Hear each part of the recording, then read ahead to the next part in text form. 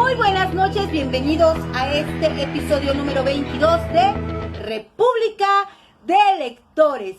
Bienvenidos a todos ustedes. Recuerden que este programa está hecho por ustedes, para darles voz a tantas experiencias en esta hermosísima República Mexicana. Y pues también muchísimas gracias por seguirnos, por compartir nuestras redes sociales. Recuerden que estamos en Facebook, Twitter, Fondo de Cultura Económica. Y si no lo han hecho, suscríbanse a nuestro canal para que les lleguen todas nuestras notificaciones. Aún seguimos en contingencia. Recuerden, si pueden quedarse en casa, quédense en casa leyendo y compartiendo tanta y tanta literatura. Hoy tenemos la presencia en vivo, claro, a través de nuestras redes digitales, de dos mediadoras de lectura del programa Salas de Lectura. Ellas son Sonia y Etzebali, quienes van a platicar sobre su trayectoria en esta cuestión de la mediación de lectura, y se quedarán con Sandra Montoya. Y por supuesto que no puede faltar nuestra efeméride literaria. Nos ha preparado Eduardo Limón sobre el natalicio a 121 años del nacimiento de Jorge Luis Borges. No puede faltar tampoco en nuestro programa las reseñas literarias. Hoy Rocío Martínez nos va a platicar sobre Los 6 días del cóndor de James Grady. Y seguimos ahora en esta segunda parte, en este conversatorio entre Sonia y Etzebali, quienes dialogarán entre ellas sobre sus experiencias, sus vivencias en esta trayectoria hermosísima sobre la mediación de la lectura. Vamos a tener también una cápsula, nos platicarán sobre la vida y obra de Trotsky, para después pasar con Antonio Estrella, quien nos ha preparado la reseña de La sombra del caudillo de Martín Luis Guzmán. Y tenemos finalmente nuestro cierre. Hoy Sofía Trejo, nuestra estimada Sofía Trejo, se quedará con Flor Becerra, quien es mediadora, quien es enlace del programa Salas de Lectura, allá en el estado bellísimo de Nayarit. Y se quedan conversando, platicando sobre todas estas preguntas, comentarios que ustedes nos hagan a través del chat. Recuerden que este programa lo hacemos todos, que este es un medio para saber cómo están, qué necesitan, qué les gustaría ver. Pues bien, yo me voy por mi cafecito para quedarme con ustedes y ver este programa. Nos vemos la próxima semana. Esto es República de Lectores y adelante, Sandra Montoya. Hasta pronto. Muy buenas noches. Nos encontramos en vivo en su programa República de Lectores y me da muchísimo gusto saludar a dos grandes promotoras de la lectura del estado de Nayarit. Ellas son Sonia Flores y Estíbaliz López. ¿Cómo se encuentran? Bienvenidas. Hola, buenas noches. Gracias, muy bien. De verdad, bienvenidas. Este es su programa. Me gustaría mucho comentar en este primer bloque en el que vamos a conversar un poquito de su semblanza, que es muchísima, pero yo voy a tratar de abreviarla lo más que pueda. Sonia Flores es maestra de español y tiene 25 años de servicio. Ha trabajado para 2 escuelas secundarias en Tepic de Nervo, y en 2014 inició con su sala de lectura. Estíbaliz López nació en la Ciudad de México, pero desde hace 16 años vive en Bahía de Banderas, ¿qué tal, y su historia de fomento a la lectura comenzó justo cuando la invitaron a hacer cuentacuentos, ¿no? A realizar un cuentacuentos en un evento, y de ahí es como inicia esto, además de que le encanta la locución, le encanta la comunicación. En un segundo bloque vamos a conversar muchísimo sobre sus experiencias, sobre algunas recomendaciones que quieran dar, no solamente para todo nuestro gran público de familias, de niños, de jóvenes que seguramente nos están viendo, sino también para los compañeros promotores de lectura, mediadores de lectura. Así que, Estíbaliz, te quiero pedir un favor, ¿por qué no nos invitas a lo que sigue en este programa? Y después continuamos y nos vemos al ratito. Claro que sí, vamos a ir a continuación a escuchar una cápsula sobre Jorge Luis Borges a cargo de Eduardo Limón. Muchas gracias. Amigos de República de Lectores, es enorme gusto saludarlos. Este día para conmemorar un aniversario más del natalicio de quien es considerado el escritor más grande en nuestro idioma y uno de los más importantes de la literatura universal, Jorge Luis Borges, nacido en Buenos Aires, Argentina, el 24 de agosto del año 1899. Muy próximamente, en unos cuantos días, vamos a conmemorar 121 años a partir del nacimiento de este grande, creador de libros reconocidos, conocidísimos como ficciones, como el Aleph. La figura de Borges, con cada año que pasa, se engrandece. Alguna vez, entrevistado por un periodista de su natal Argentina, hubo de repente una reflexión que tenía que ver con lo divino. El periodista sintió, ante el desconcierto de Borges, que no tenía que mencionar más nada relacionado con religión, pero en un momento Borges, quien por ese entonces ya se estaba quedando ciego, solo se recargó en el bastón para mirar fijamente al reportero y decirle: no, por favor, continúe hablando de Dios, debe ser tan lindo tener fe. Para conmemorarlo vamos a referir el principio de, el Aleph, uno de sus cuentos más reconocidos, e integrante del cuentario que Jorge Luis Borges publicó por primera vez en el año 1949 y que hasta el 74 volvería a ser publicado. La candente mañana de febrero en que Beatriz Viterbo murió, después de una imperiosa agonía que no se rebajó un solo instante ni al sentimentalismo ni al miedo, noté que las carteleras de fierro de la Plaza Constitución habían renovado no sé qué aviso de cigarrillos rubios. El hecho me dolió, pues comprendí que el incesante y vasto universo ya se apartaba de ella y que ese cambio era el primero de una serie infinita. Cambiará el universo, pero yo no, pensé con melancólica vanidad. Alguna vez lo sé, mi vana devoción la habrá exasperado.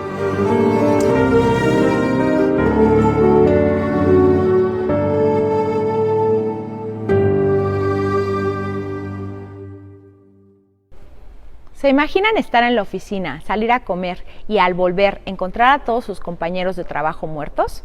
Justo así se desencadena la trama de Los 6 días del Cóndor del escritor estadounidense James Grady.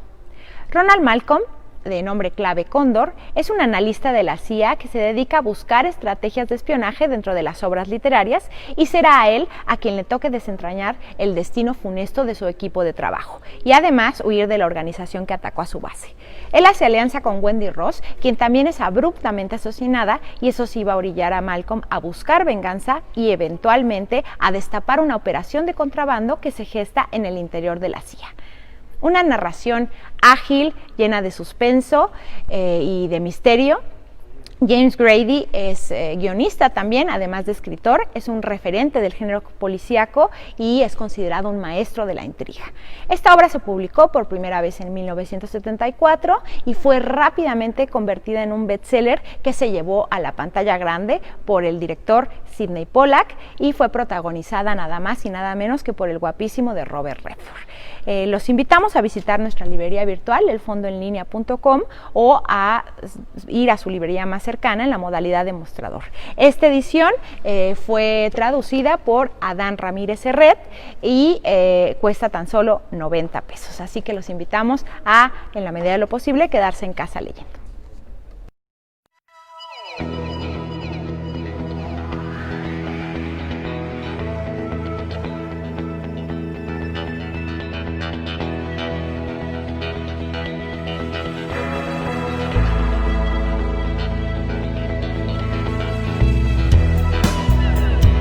Bienvenidos de nuevo, y me encuentro con Sonia y Estíbaliz, que por ahí dejamos hace apenas unos minutitos pendiente una rica conversación. Y les damos de nueva cuenta la bienvenida. Yo iniciaría esta conversación preguntándoles algo personal. ¿Cómo es que iniciaron en su historia de vida por el gusto por la lectura y por los libros? ¿Cómo fue esto? ¿Cómo fue el proceso? ¿Quién quiere empezar? Yo. Va, Sonia.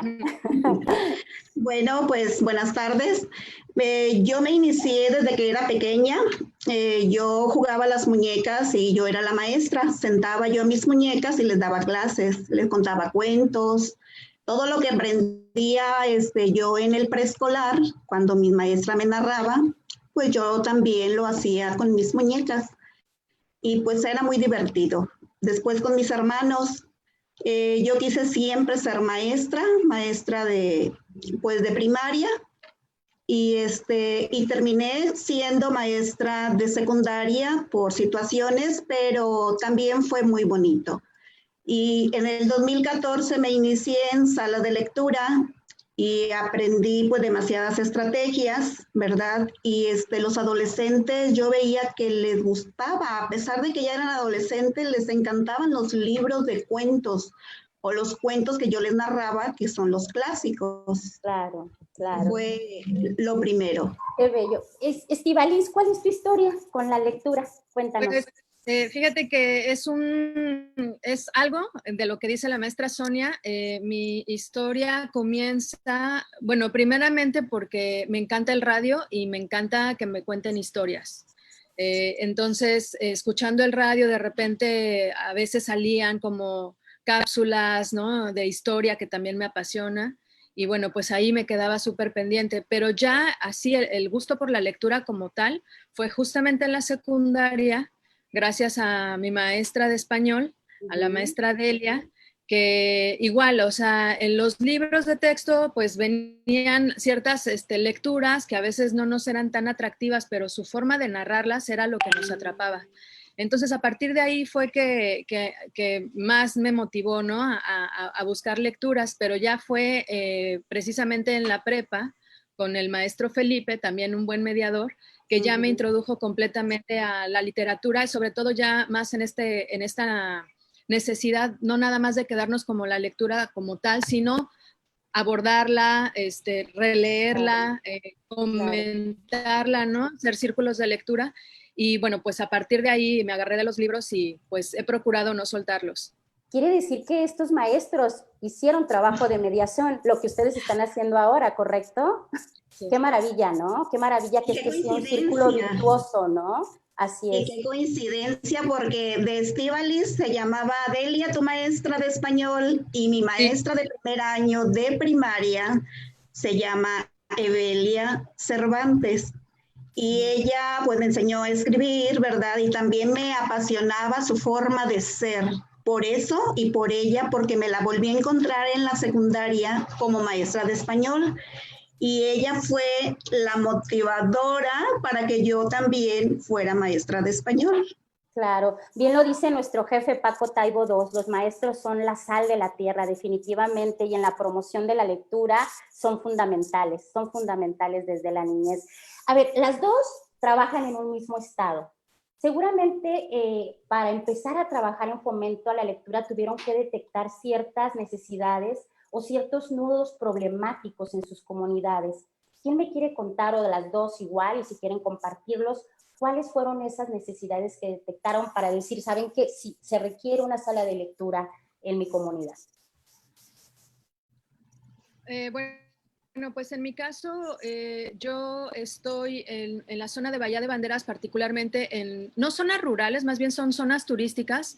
Desafortunadamente, estas zonas carecen de bibliotecas, o sea, hay una o dos en el municipio, 3 tal vez, pero el municipio realmente es muy grande, los trayectos son muy grandes, entonces para que los estudiantes, los niños, los adultos pudieran ir a una biblioteca, a veces tienen que hacer trayectos de 1 hora, hora y media, 2 horas, ¿no? Yo llegué a San Pancho, a San Francisco Nayarit, en el 2011, cuando me hacen esta invitación para hacer cuentacuentos. Y bueno, dentro de este espacio cultural ya se contaba con una biblioteca. Sin embargo, como que siempre se necesitaba pues el trabajo de la mediación, el trabajo de las actividades. Y bueno, a raíz de eso se fue generando también otros procesos en donde la mediación no nada más se concentra en la lectura, sino el libro como el pasaporte a otro tipo de artes, ¿no? Por ejemplo, las artes escénicas, el cine, la música. Entonces, no nada más estábamos haciendo mediación lectora, sino que a partir de la lectura despertar procesos creativos bien interesantes. De ahí que yo creo y pienso así firmemente que por cada lugar, por pequeñito que sea el lugar, debe de contar con un foro en donde haya libros y en un foro en donde se puedan generar manifestaciones artísticas que pues ahora sí que enamoren y que nutran a la población, a la comunidad. Para mí eso es vital, importante y necesario. ¿Y tú, querida Sonia, qué detectaste? Bueno, en las secundarias, pues yo veía que había biblioteca, muchos libros, pero a veces servía como bodega, entonces dije, no, no, no, no, yo necesito darle vida, ¿verdad? Buscar, ordenar.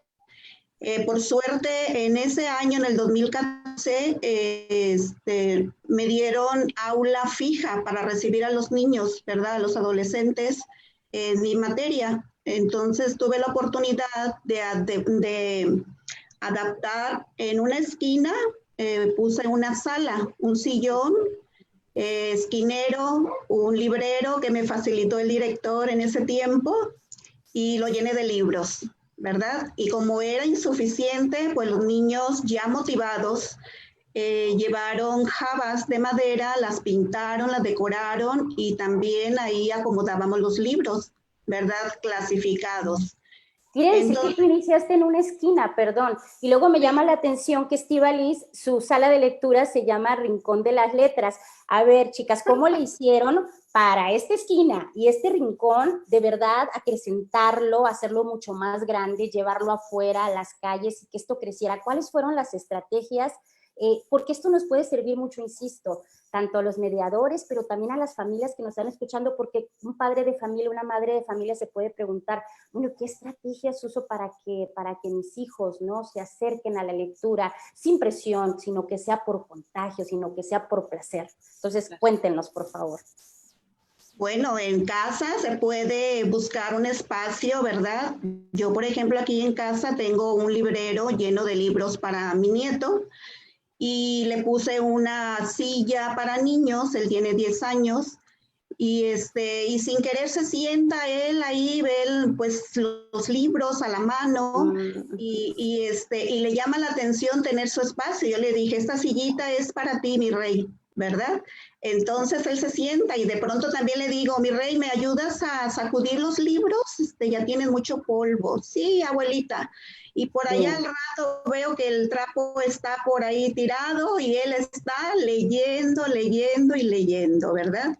Entonces, sí es arreglar un espacio cómodo para los niños y poner los libros ahí. Lúdico también, ¿no? Que les llame la atención, que invite, ¿no? ¿Tú qué opinas, Estíbaliz? Sí, mira, pues por ejemplo, en este centro comunitario en el que formé parte 8 años y del cual me nutrí y a la vez pues creo que pude aportar ciertas cosas de importancia con respecto al fomento a la lectura, pues es justamente eso, ¿no? El que los niños puedan tener libre acceso a los libros. De hecho, por ejemplo, la forma en la que teníamos la sala era los libros a nivel de estatura de los niños, catalogado por colores para que a nosotros nos fuera mucho más sencillo proponer de acuerdo a las edades y los intereses de los niños, ¿no? Y definitivamente, yo por eso escogí el nombre del Rincón de las Letras, porque no sé, como que instintivamente los niños agarran el libro y van y se sientan en el rinconcito más apartado donde nadie los moleste. Sí. Y están devorándose las imágenes, devorándose, a veces aunque no sepan leer, están creando su historia a partir de las imágenes. Luego cuando te la cuentan, es maravilloso, ¿no? Poder escuchar esta lectura que la imaginación de los niños da, ¿no? O propone a partir de los libros que se les propone, ¿no?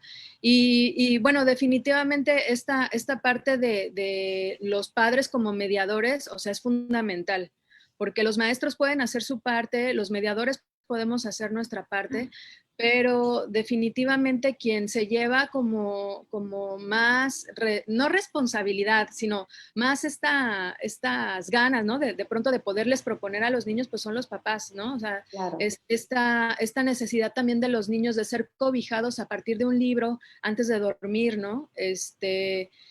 O justamente, ¿no? También que los niños se aferran tanto a un libro porque les provocan muchas cosas, ¿no? Y también generar discusiones, aunque sean niños pequeños, son muy valiosas para saber cómo el niño va comprendiendo la lectura que va haciendo, ¿no? Claro. Y Entonces ahora que sí creo comentas... que... Perdón, te interrumpí. Adelante, adelante. No, está bien, no, digo que sí es importante pues que los papás pues podamos poner ese granito de arena para ir generando lectores futuros, ¿no? Lectores asiduos, hambrientos, ¿no? Con necesidades muy particulares o necesidades muy generales, pero que prefieran tener un libro en su mano o tener un libro en su mochila a tener dispositivos electrónicos, que yo no estoy en contra de ellos, pero creo que sí los vínculos que se generan en el pensamiento pues son mucho más valiosos o mucho más, no sé, desde donde lo miro, mucho más tríos, ¿no? Cuando vienen de los libros que de las películas o que de juegos o no sé, ¿no? Por eso una de mis perdón, me voy a extender un poquito, una de las recomendaciones que traigo... Sí, adelante, adelante. Este programa. Gracias.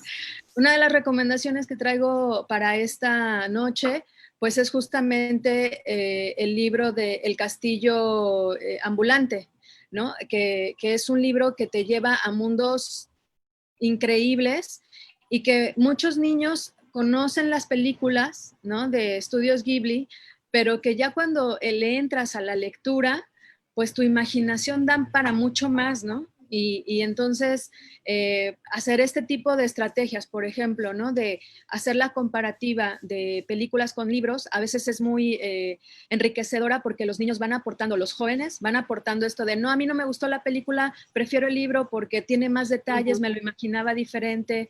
Entonces, de ahí te agarras muchísimo y uno como mediador, pues igual tiene que ir buscando ese tipo de literatura para que los vaya despertando, ¿no? Que fue en mi caso, ¿no? Que a mí me despertaron con 3 libros fundamentales. Fue El Principio del Placer, Las Batallas del Desierto, que también la tengo como recomendación, y el libro de Frankenstein, por ejemplo, ¿no? Cuando tenía 14 años, esos fueron mis 3 libros en ese año que dije, wow, ¿qué es esto? Quiero seguir leyendo. Bien.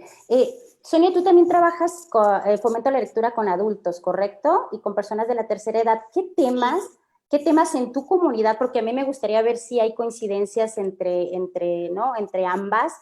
Son los que más llaman el interés de las personas para la lectura. Nada más para antes. Yo trabajé, ahorita ya estoy pensionada, trabajé en la secundaria y ahí los adolescentes... mi sala se llama Atrapados entre Libros, ¿verdad? Sí. Porque también quedaban atrapados. De pronto se sentaban los niños ahí en la salita, pero unos no querían leer. Pero de pronto los terminaban atrapados, ¿verdad? Entonces me daba mucho gusto tenerlos ahí leyendo, ¿sí? También trabajo, ahorita estoy jubilada y asisto a la casa del maestro jubilado.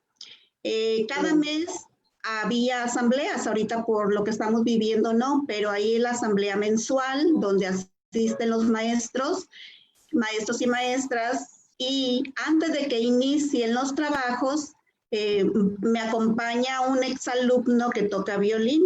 Entonces él me acompaña mientras yo les leo poesía. A los maestros les encanta que les lea poesía.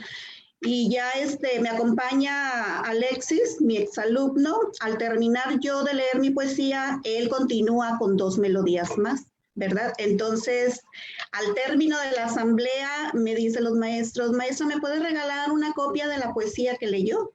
La poesía la elijo, depende de la fecha. Si es, por ejemplo, febrero, pues les escojo algo de amor, ¿verdad? Les gusta mucho escuchar Pablo Neruda, por ejemplo, ¿sí? Don Nervo, etcétera.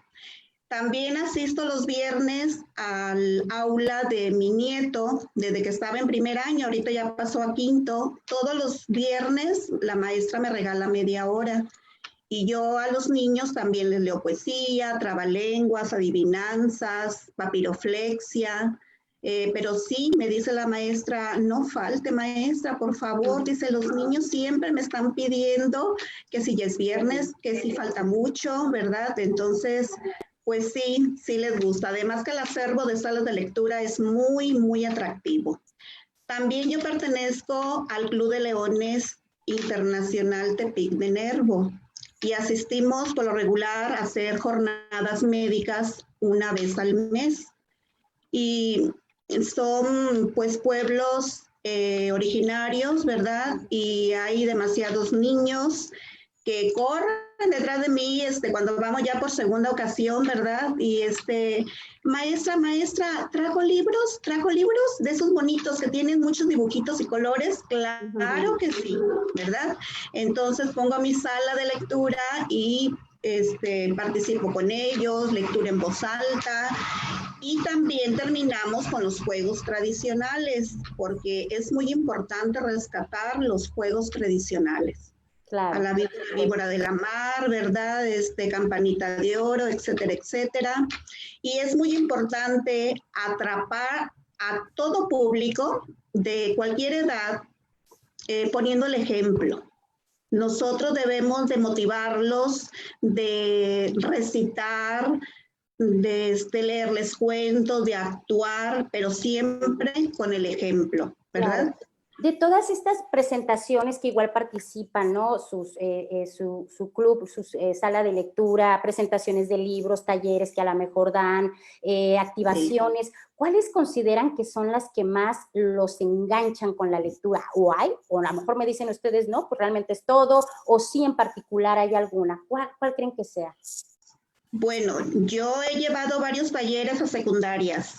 Sí, maestras de español que son directoras me invitan y he impartido varios talleres de lectura y escritura a través de dinámicas, todas las dinámicas que aprendimos en el diplomado para la profesionalización de mediadores de lectura, ¿verdad? Que nos ofrecieron y mi compañera también tomó.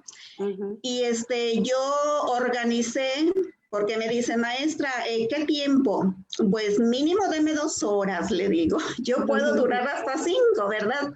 Pero pues no se puede, ¿verdad? Pero sí, 2 horas está bien, maestra, y puede quedar hasta en 3.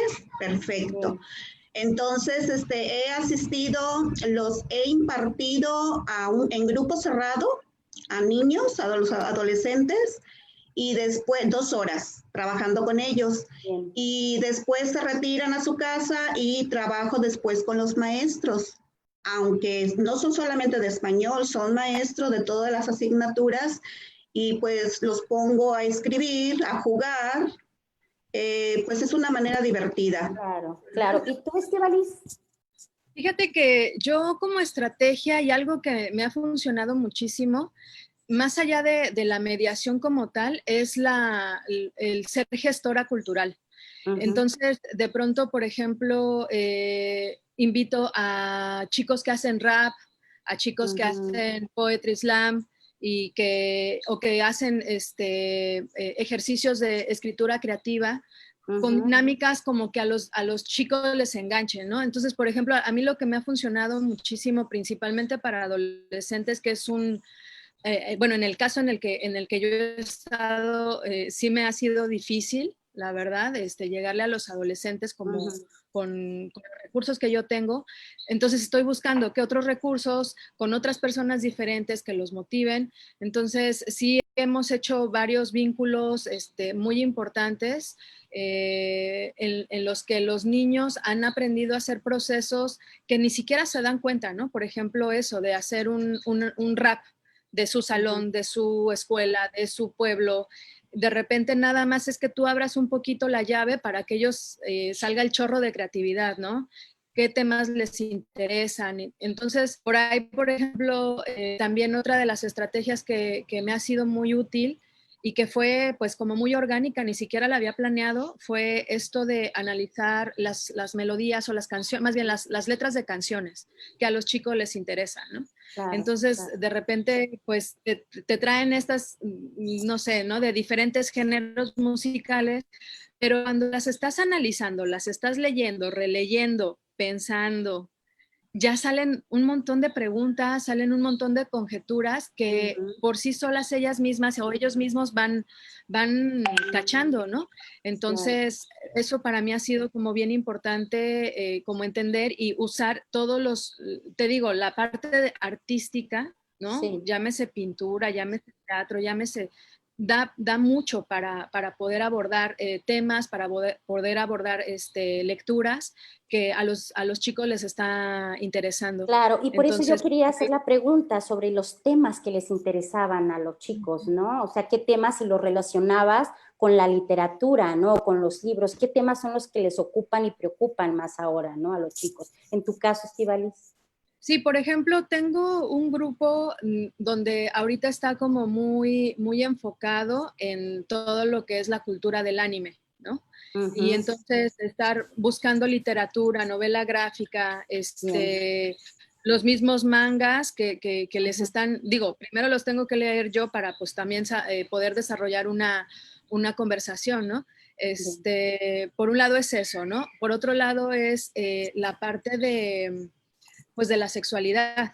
O sea, hay muchas chicas que están como ya en esta onda de, ay, es que el amor y no sé, ¿no? Entonces de ahí vamos sacando literatura o temas en las que ellos puedan abordar. Hace 2 años más o menos, 2 años que fue el encuentro nacional de mediadores de salas de lectura en Toluca, tuvimos la oportunidad de escuchar a un profesional que venía de Inglaterra.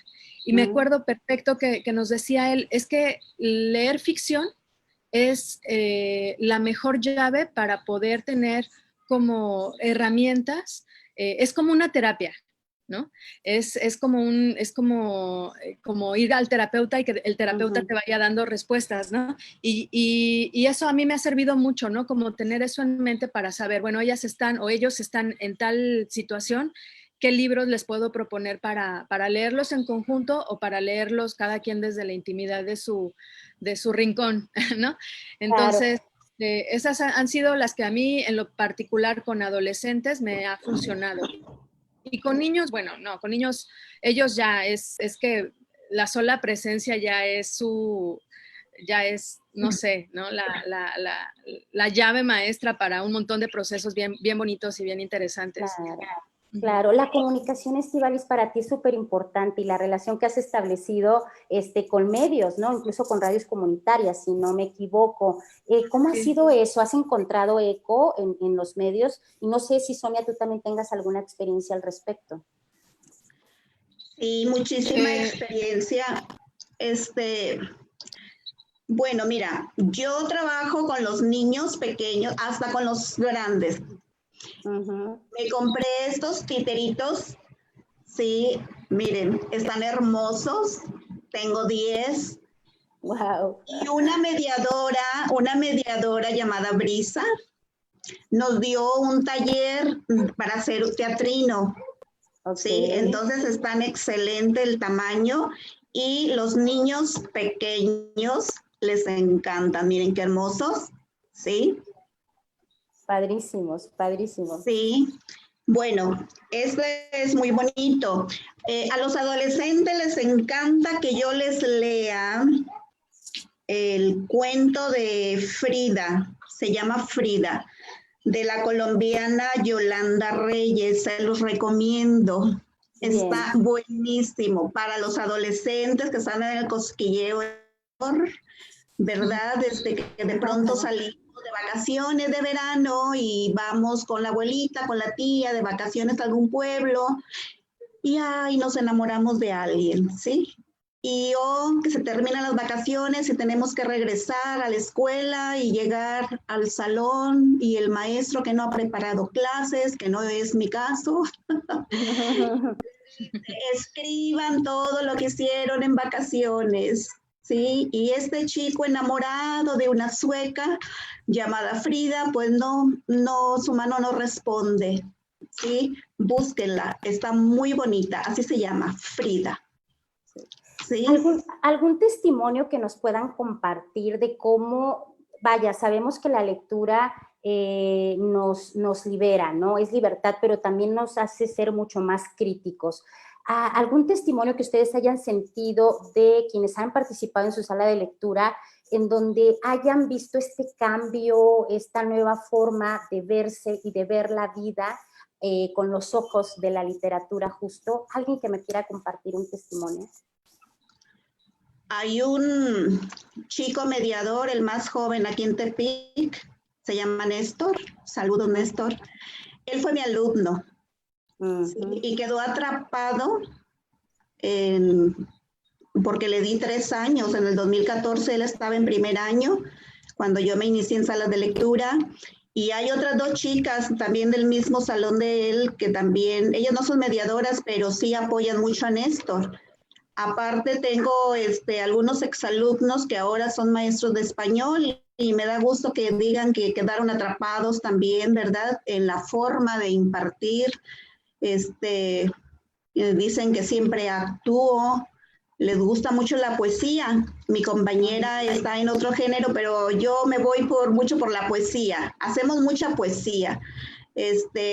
A partir de darles 20 palabras y que ellos hagan, con esas 20 palabras hagan un poema. Y para el 14 de febrero hacían un recital poético donde ellos leían su propia poesía a toda la comunidad escolar. También los llevaba a los museos, ¿verdad? A todos los eventos que son la Feria del Libro.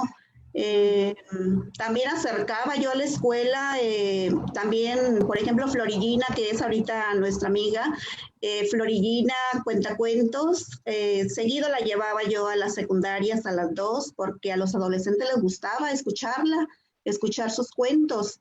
Vaya, entonces de participar contigo se hicieron, ¿no? Mediadores y grandes promotores de lectura. ¿Tú, Estebalis, algo que hayas, incluso más en lo social, o sea, quiero ir a eso, a un cambio, ¿no? En un estilo de vida, en una forma de vida que haya generado la lectura, algo que tú hayas vivido? Sí, fíjate que es bien importante, pues, esto, ¿no? Analizar esto y sacar como los resultados a partir de la lectura. Justamente en estas comunidades en las que yo me desarrollo, desafortunadamente por la lejanía, las propuestas culturales pues están un poquito escasas. Entonces, las propuestas más bien vienen de la sociedad civil o de asociaciones civiles que se encargan o que gestionan esta parte, ¿no? Y bueno, una de estas asociaciones era donde tengo mi sala, es donde tengo mi sala de lectura. Y se han hecho, por ejemplo, 9 festivales de arte infantil a partir de la lectura, ¿no? Donde las creaciones artísticas de personajes imaginarios, de exposición de fotografía, de pintura, han salido de ideas originales de los libros, ¿no? Por ejemplo, tenemos, una vez se hizo una exposición bien interesante donde participó toda la comunidad, tanto extranjeros como locales, en donde se realizó un prototipo gigante con material reciclado de una máquina que creaba historias a partir del libro de la fábrica de cuentos. Esa fue la inspiración y a partir de ahí los niños hicieron bocetos de cómo se imaginaban ellos su máquina o su fábrica de historias o de cuentos, y artistas fueron generando esta máquina, ¿no? Entonces había libros voladores, ¿no? También a propósito de este libro de los libros voladores del señor Morris, algo así. Y bueno, muchos de los procesos que yo he vivido a lo largo de pues casi 10 años de mediación han sido motivados por los libros, ¿no? Y bueno, por ejemplo, ya el año pasado que tuve la oportunidad de realizar la 6ª Semana Literaria en la comunidad de San Francisco, donde se involucran no solamente San Francisco, sino lo de Marcos, Punta de Mita, Sayulita, Bucerías, que son poblaciones dentro del municipio. Llegamos a recibir hasta más de 1,000 personas en toda una semana, en donde se hacían talleres por la mañana y presentaciones de libro, presentaciones por la tarde. Y una presentación fue que una chica de la secundaria de San Pancho, que vive en Sayulita, yo la había oído recitar poesía, ¿no? Hablando de lo que comenta la maestra Sonia, y recita maravilloso. Entonces yo le dije, oye, Reina, ¿por qué no vienes? ¿Por qué no presentas algo? Me encantaría que estuvieras en la Semana Literaria. Bueno, se trajo 3 textos que yo me imaginé que, bueno, iba a ser poesía ad hoc a su edad. Ella en ese entonces tenía como 13 años. Nos sacó unos textos que de verdad, te lo juro, la gente que estábamos en el foro estábamos llorando porque hablaba sobre violencia intrafamiliar, sobre abandono, sobre drogas, sobre violencia de género. Una niña de 13 años ya con un pensamiento crítico súper desarrollado. Y justamente coincidió que las coordinadoras del programa en el estado pudieron conocerla a ella. Y yo les decía, es que a mí me encantaría que ella pudiera tener un acervo para que ella pudiera hacer mediación, porque ya lo está haciendo con sus textos que está compartiendo, ya lo está haciendo. Entonces me encantaría que ella pudiera ser otra mediadora más. Claro, vaya que la poesía cura, ¿no? Y que la literatura cura, ¿no? Totalmente. Exacto. Entonces, estamos ahí buscándola para poderle dar seguimiento, porque nos quedamos ahí como en stand-by, pero yo creo que ese tipo de ejemplos, como te comento, por muy pequeñas que sean las comunidades, por muy pequeñas que sean las colonias, debe de haber espacios en donde estos ejercicios se puedan ir generando. Por supuesto. Bueno, el tiempo se nos está acabando, pero me gustaría mucho de esto que hemos platicado. ¿Qué tomarías tú, Sonia, de Estíbaliz, de la experiencia, de lo que hemos comentado y viceversa? ¿Se llevarían algo a su sala de lectura? A lo mejor, terminando este programa, se reúnen y dicen, ¿saben qué? Vamos a trabajar en conjunto en tal acción. ¿Qué se llevarían? Una de las Nosotros los mediadores acá en Nayarit somos muy amigables, ¿sí? Bien. Y también impartimos talleres de forma horizontal. Bien. Aquí el único inconveniente es que mi compañera pues vive muy retirado, ¿verdad? De lo que es aquí la ciudad de Tepic, pero sí nos ha invitado ella en eventos que ha hecho ahí en el pueblo, que es un pueblo muy bonito, ¿verdad? Pero sí hemos coincidido bastante. Yo creo también que todas las personas de cualquier edad que asisten a una sala de lectura con mediadores, ¿sí? Siempre van a quedar atrapados en lo que es la cultura, siempre. Visitar museos, visitar eventos culturales, los jolgorios, muy bonitos los jolgorios también, y siempre con el ejemplo, como maestra, ayudarlos, acercar a nuestros alumnos, a nuestros hijos, nietos, vecinos, ¿verdad? Para que queden ellos motivados. La música, el arte, la pintura, ¿sí? Que es lo que hace falta. Toda esta combinación. De verdad les agradezco muchísimo su tiempo. Les comento que el tiempo ya se nos fue volando. Fue una muy rica charla, de verdad. Yo creo que nos llevamos muchísimas cosas, mucho de su experiencia, mucho de sus estrategias. Insisto, para todos los compañeros que hacemos fomento a la lectura, pero para también las familias que nos están sintonizando en estos momentos. Muchas gracias de verdad, Sonia Estíbaliz. Y bueno, seguimos con el programa porque tenemos una cápsula súper interesante de nuestra compañera Rocío Martínez sobre... Hasta la próxima. Bye. Gracias.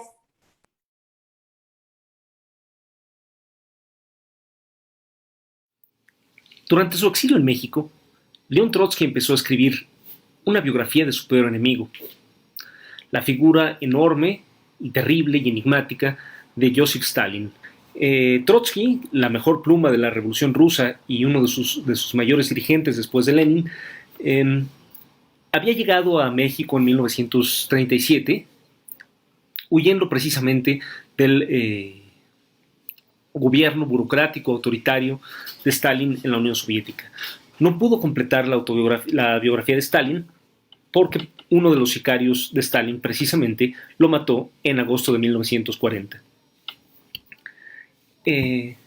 Tener un libro así, escrito por uno de los personajes históricos más controvertidos del siglo XX respecto a otro, que además quedó inconcluso precisamente porque fue asesinado por el objeto de su biografía, es realmente hace una obra excepcional.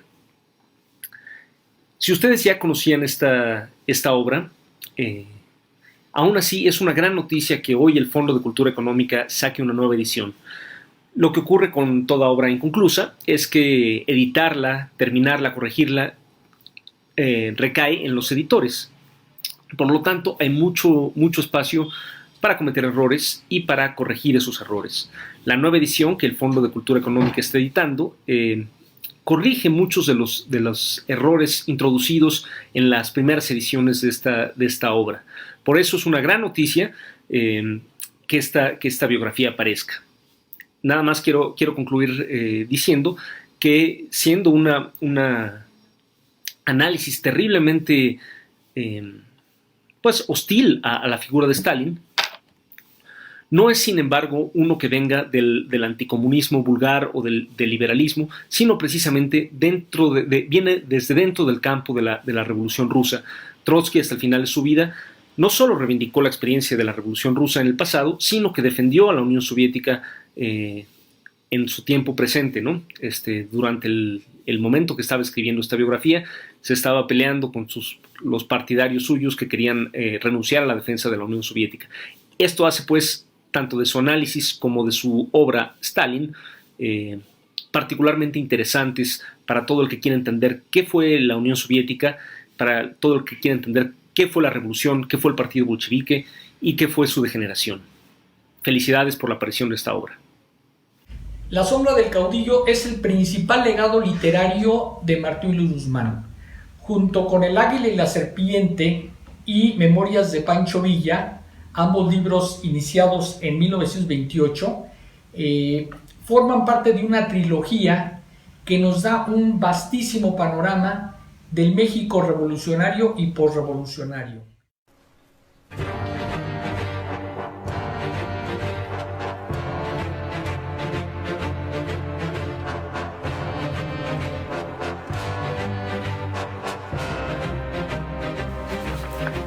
Una figura relevante de las letras mexicanas del siglo XX es el narrador chihuahuense Martín Luis Guzmán, nacido en 1887 y fallecido en 1976.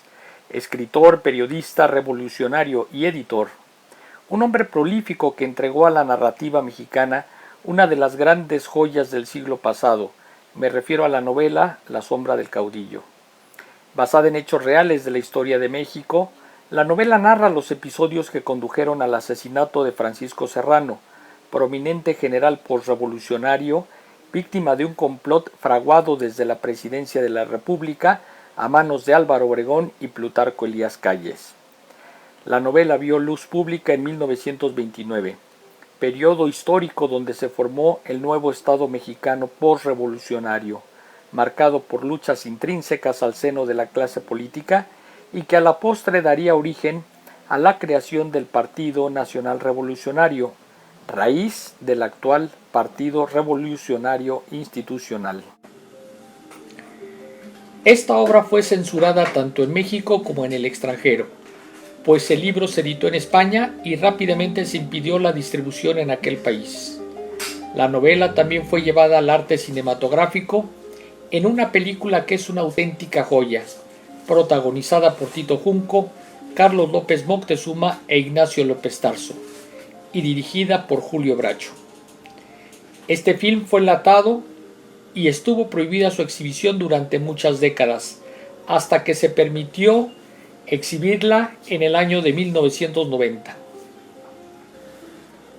La sombra del caudillo resultó un desafío para la clase política de gran parte del siglo XX, pues veían en ella un auténtico retrato de la ambición por el poder y la verdadera historia, no la oficial, de las figuras señeras del priismo contemporáneo. El temor a la divulgación de la novela y a la exhibición de la película radicaba esencialmente en poner un reflector en los oscuros pasillos donde se orquestaban los liderazgos del régimen, lo cual mostraba a la opinión pública que las designaciones de los candidatos a la presidencia de la República eran por voluntad de un solo hombre, en aquel momento del general Álvaro Obregón, y cuyo ejemplo se extendió hasta los 90 del siglo pasado, y que tuvo como muestra cúspide el asesinato del candidato presidencial Luis Donaldo Colosio en la campaña de 1994. Temor bien fundado, pues la novela revela estos rincones de la política donde los candidatos priistas eran elegidos por la voluntad del presidente o caudillo del momento, pero nunca por la voluntad soberana de un pueblo sometido y manipulado por las confederaciones patronales, centrales obreras y campesinas, controladas desde la más alta esfera del poder político dominante de aquellos años. Sin embargo, la novela es mucho más que un relato desde dentro del poder político. La sombra del caudillo es una obra escrita con los más altos honores y cánones de la narrativa, pues alcanza siempre mantener la atención de quien lee y al mismo tiempo nos va dando probadas de esteticismo y prosa poética. Veamos por ejemplo este pasaje en el cual el protagonista e hilo conductor del relato, el general Ignacio Aguirre, nos muestra su lado sensible en su profunda admiración por Rosario.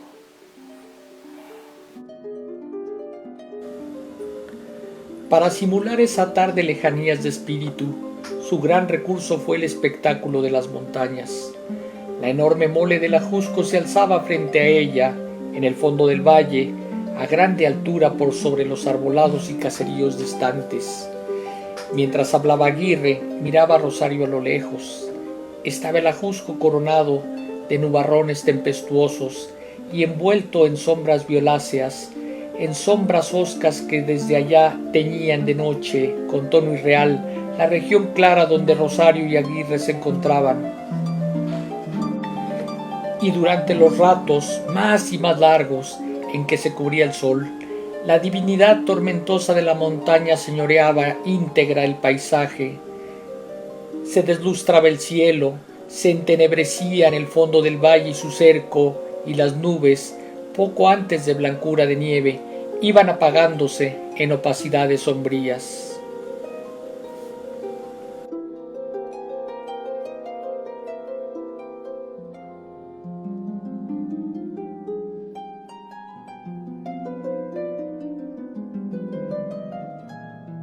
La vida de Martín Luis Guzmán fue apasionante. No solo construyó esta gran trilogía que la constituye El Águila y la Serpiente, Memorias de Pancho Villa y La Sombra del Caudillo, sino que fue un gran promotor cultural. Él fundó la Compañía General de Ediciones, una empresa editorial que difundió los mejores clásicos de la literatura universal para los jóvenes en México. Perseguido político, diplomático, construyó realmente una nueva manera de narrar los hechos y los episodios más importantes de la historia de México. Yo creo que se inscribe en esta tradición de novelistas como León Tolstoy, Ernest Hemingway, que dan fe de los sucesos históricos que a ellos les acontecen y que nos los trasladan con una maravillosa pluma y sobre todo con un esteticismo en su calidad narrativa como los más grandes. Martín Luis Guzmán lo podemos inscribir también en este grupo de autores importantísimos como Mariano Azuela, como Carlos Fuentes y por supuesto como Fernando del Paso. Son grandes narradores junto con Juan Rulfo, obviamente, que le dieron a México una presencia universal a través de sus obras. Gracias.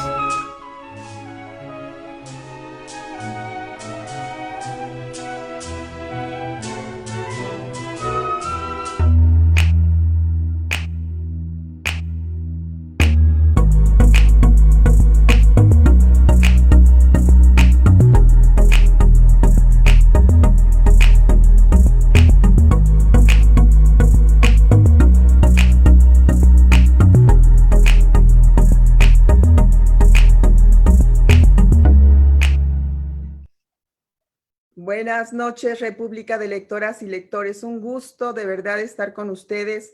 Gracias por la audiencia. Nos acompañó Jalisco, nos sigue acompañando Jalisco, Veracruz, Nayarit, en pleno Nayarit, salas de lectura de Nayarit. Un gusto saludarlas y saludarlos.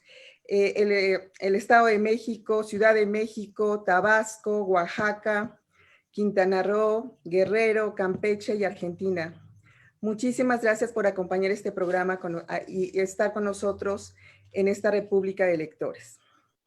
Reitero, queremos leer en libertad, lo que nos gusta y por placer.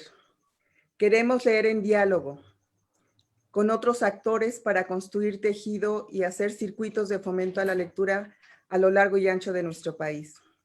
Pero queremos leer también en compañía.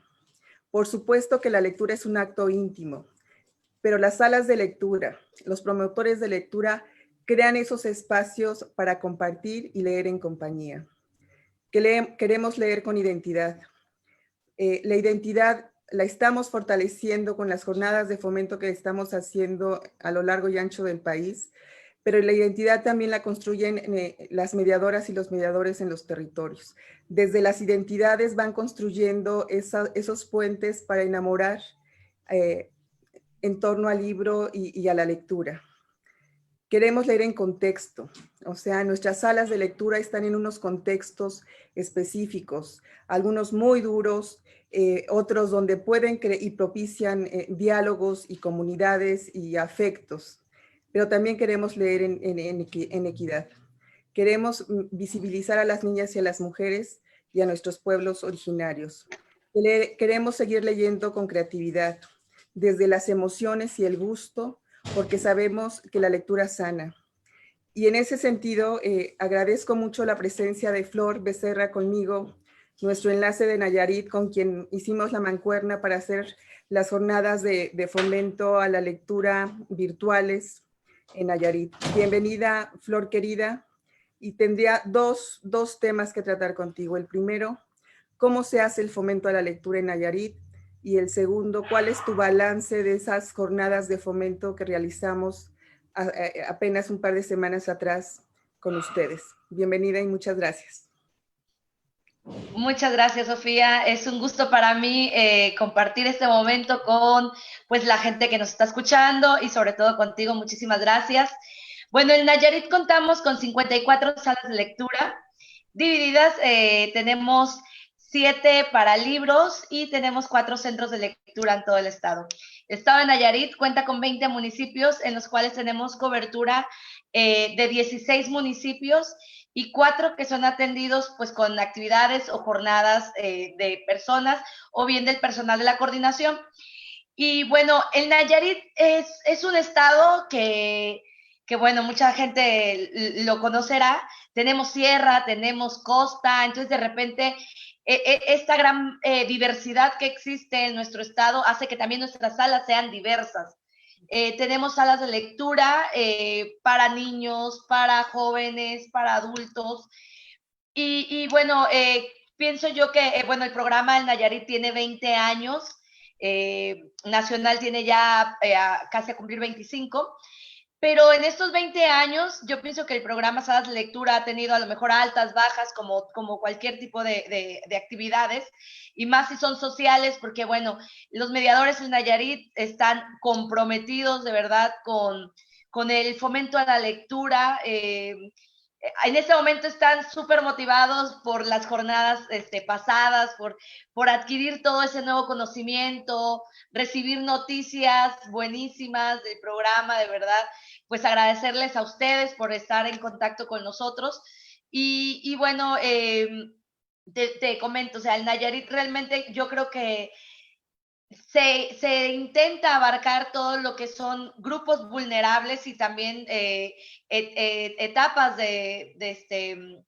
pues lo que son niños, jóvenes, adultos y personas mayores. Y bueno, trabajando arduamente, de verdad, trabajando en este momento, pues de manera virtual, desde marzo hemos estado trabajando de manera virtual, cada semana cambiamos de tema en nuestros Facebook, y bueno, también intentando integrar a nuestros lectores que de repente, que no se sientan tan solos, ¿no? Intentando que los mediadores, pues, se crea una plataforma, ¿no? Lo que es en Facebook se crea una plataforma para desde ese punto comenzar a hacer videos, recomendaciones de libros y también presentar a nuestras salas de lectura que pues no todo el mundo conoce todas las salas de lectura que existen, que te comento son distintas, diversas. ¿Y cuál es tu balance, querida Flor, en torno a este encuentro virtual que tuvimos con las salas, con las mediadoras y los mediadores? ¿Qué sabor de boca te deja? ¿Qué mirada tienes de esta experiencia?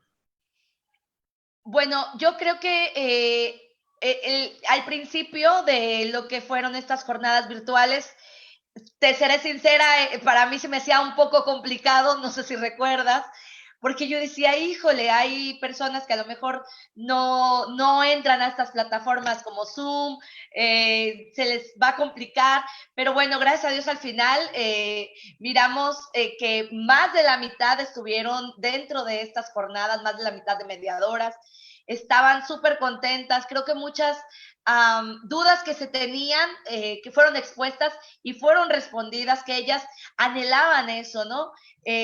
También el conocimiento adquirido por parte del maestro, que no recuerdo ahorita el nombre, el maestro de Argentina, todo este nuevo conocimiento adquirido que fue buenísimo, y también los trabajos que ellas comenzaron a hacer en su carpeta de mediadoras, porque creo que eso fue súper interesante para los mediadores, el comenzar de repente con estas contingencias, nos sentimos como apartados, ¿no? Y lo que hizo estas jornadas fue como apapacharnos, como decir, aquí estamos, vamos a convivir todos, vamos a platicar, no físicamente, pero aquí estamos, ¿no? Y los mediadores de Nayarit creo que se quedaron muy contentos, muy motivados, haciendo preguntas, qué va a seguir, qué otra actividad vamos a hacer después. Y eso fue buenísimo, buenísimo, de verdad, agradecerles nuevamente, pues el poder hacer las jornadas virtuales y todo su apoyo de ustedes, de verdad. Muchísimas gracias, Sofía. Fíjate que lo que vimos en esas jornadas, lo que vivimos en Nayarit, son sentimientos encontrados. Las emociones sí están a flor de piel. Están a flor de piel porque para algunas mediadoras fue un reto maravilloso el entrar a la virtualidad y aprender a hacer cápsulas y lanzarse a hacer lecturas en voz alta o por teléfono a sus lectores. Buscaron un montón de estrategias, pero hay quien le está pasando mal también. Y en esas jornadas se crearon esos ambientes propicios para decir, estoy buscando alternativas, estoy productiva, y hay quien dijo, no puedo.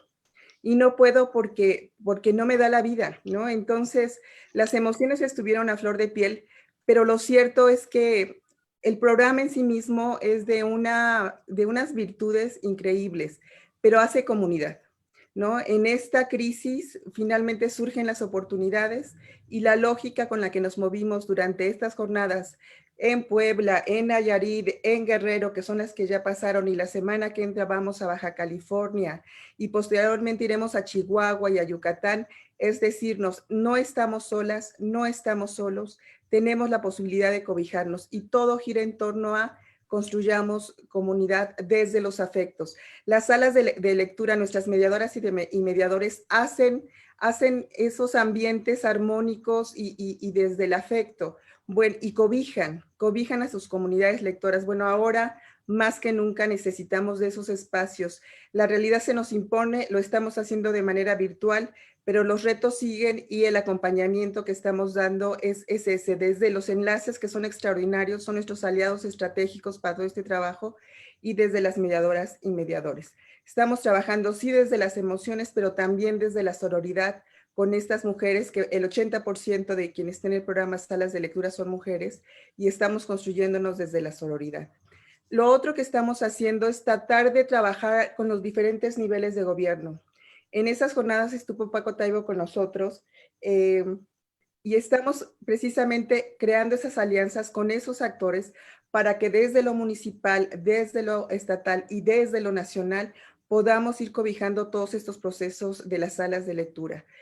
Siguen trabajando por regiones y la idea es crear esta red estatal y luego interestatal. Nos estamos reuniendo con los enlaces de los estados por regiones y la idea es que las salas de lectura se tengan también de manera, no solamente en el estado, sino con los estados que colindan y puedan empezar a trabajar y hacer circuitos desde las vocaciones de las salas. Y así como decía Flor, tenemos salas de lectura que trabajan con niños migrantes, tenemos salas de lectura que tienen un impacto fuertísimo con las juventudes. Bueno, esas salas queremos que se tengan y esas buenas prácticas que se están construyendo se socialicen en los territorios de abajo hacia arriba y además estamos construyendo nuevos territorios. Yo hablaba de la identidad de la compañía, del diálogo, desde el fomento a la lectura, pero estamos construyendo nuevos territorios. Y este es otro territorio, la virtualidad. Y desde ahí estamos cobijando todos estos procesos. Flor, un gusto estar con Nayarit, las salas de lectura bien, ¿no? Con ánimos, con visión hacia futuro. Y qué más decirles a esta República de Lectores. Que nos sigan acompañando. Aquí están las buenas prácticas. Oyeron a Sonia y a Estíbaliz hablar de la riqueza que tienen. Son salas de lectura con una trayectoria y es un botón, es la muestra nada más de la riqueza que tenemos con el Programa Nacional Salas de Lectura a nivel nacional. Buenas noches, síganos acompañando, que siga creciendo esta República de Lectores y quedémonos en casa leyendo. Un gusto estar con ustedes.